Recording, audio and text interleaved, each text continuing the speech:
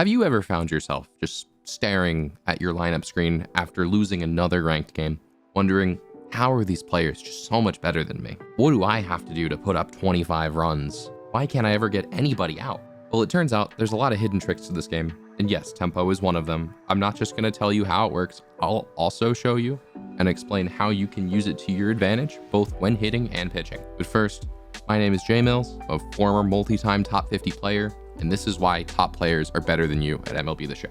Let's get into it. Now, before we talk tempo, there are a few other things that are arguably much more important. First, you need to be playing on a monitor. At minimum, 120 hertz, 1 millisecond refresh rate would be ideal. That being said, I used to play on a monitor that was 2 to 3 milliseconds, and I was still winning plenty of games. But 120 hertz is key.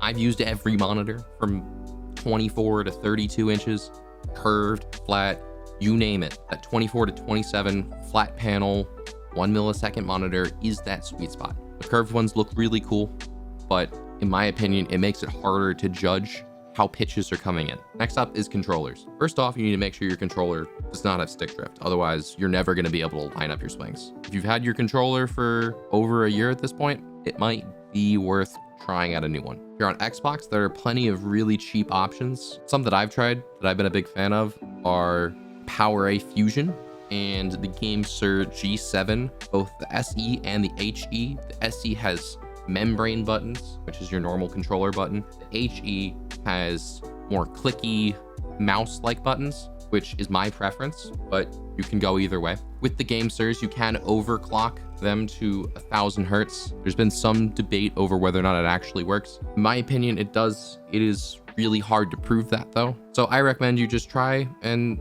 see if you like it and see if you feel a difference. If you're on PlayStation, your options are a little more limited. You've got the regular DualSense and the DualSense Edge, maybe some SCUF variants, but those are built with the actual internals of normal DualSense controllers. So they're all pretty much the same. If you are on PlayStation, I would recommend investing in the DualSense Edge because of how much pinpoint abuses the thumbsticks for this game. It's much easier to just replace a stick for 20 bucks than to buy a new controller for 70. But if that $200 price point scares you off, that's totally reasonable. Next up is control freaks. They're the little stick extenders that go on your analog sticks. For a lot of people, which control freak you use is personal preference. That being said, I'm a big fan of the Galaxies, using the low rise stick on the left for controlling my PCI and the high rise on the right for doing my pinpoint. I've also used 2 low rises before. The only combination I would not recommend is putting a high rise on your PCI stick because of how quickly you have to react. The low rise feels like it's a pretty good sweet spot. One other thing to keep in mind getting control freaks for Xbox controllers, if you go third party, sometimes their stick sizes will vary between the Xbox and the PlayStation form factor. So make sure to do a little bit of research before just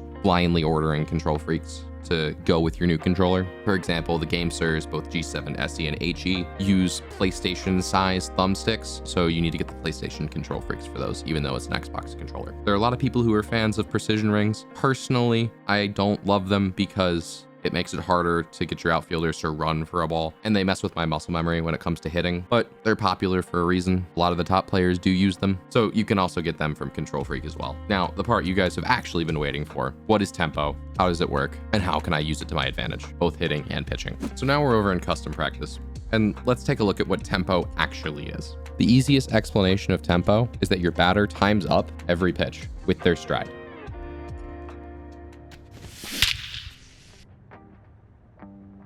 Some batters, it's easier to see than others. We're going to use Trout as an example here, since he is one of the most prolific tempo hitters in the community. The reason he's always one of the most coveted live series cards year after year. So Ohtani's going to throw us fastballs and splitters, and then I'm going to overlay Trout swinging at both so you guys can see the differences in how he times up his swings.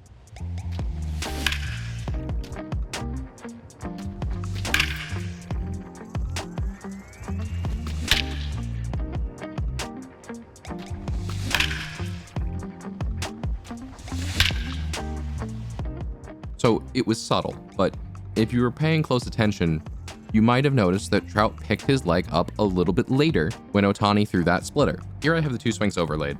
We're going to start them both at the same time, and you'll notice, while Ohtani looks the same, when he throws a fastball, Trout picks up his leg earlier, and also a little bit quicker than when Ohtani threw the splitter.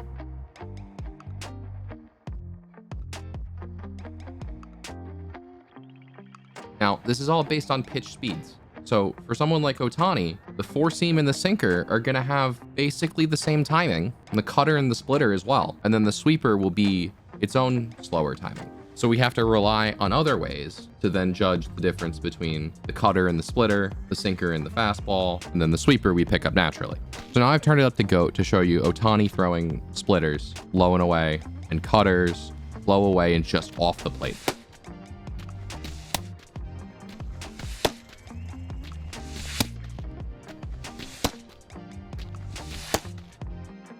So if we look here on the cutter and the splitter, Trout's leg kick is basically the same. So we need another tell. Now, if we zoom in on Ohtani's release point, you'll notice that the splitter and many other off-speed pitches and sinkers do this too. The splitter actually comes up out of his hand first, whereas the cutter comes out more flat. And this is actually a huge tell to pick up the difference between various pitches. And if you look at the fastball and sinker, it's the same thing. The sinker comes up out of the hand and then breaks down and in, and the fastball comes out a lot more flat.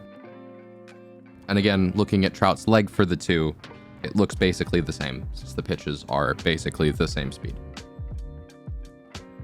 Just to really hammer this point home, I'll show you Ohtani's sweeper compared to his four seam, since those have the most drastic timing differences.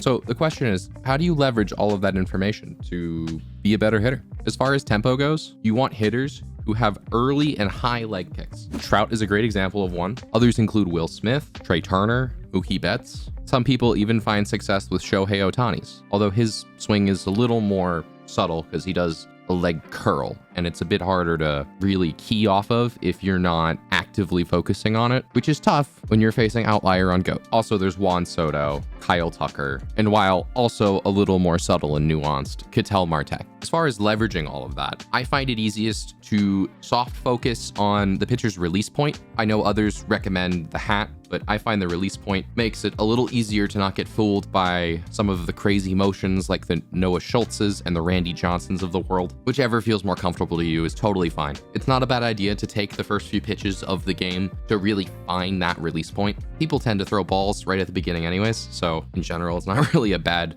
piece of advice just to take until you see a strike. I wouldn't actively focus on the hitter's leg kick, which is why these hitters with the early and high leg kicks are so valuable. You'll pick up on it even when you're not looking at it. Now, on the pitching side of things, if we remember how tempo works, you'll actually find that the old bit of baseball wisdom that you got to change speeds to fool somebody doesn't necessarily apply in MLB The Show. Guys like Cliff Lee can be really dominant, not necessarily this version of him, but guys like Cliff Lee can be pretty dominant because they throw quite a few pitches around the same speed. The sinker, four seam, and cutter, for example. Only a 4-mile-an-hour difference between those. Especially with how well he locates, it makes it real easy to have people start chasing cutters that break just out of the zone or sinkers that fall just below the zone or down and in, because it's hard to tell the difference between them because they all look like the same pitch according to tempo. So with your pitch sequencing, you can try and really fool people by throwing pitches that are the same speed that just move in a bunch of different directions. I bet you'll find more success with that than using a curveball per se, which is considerably slower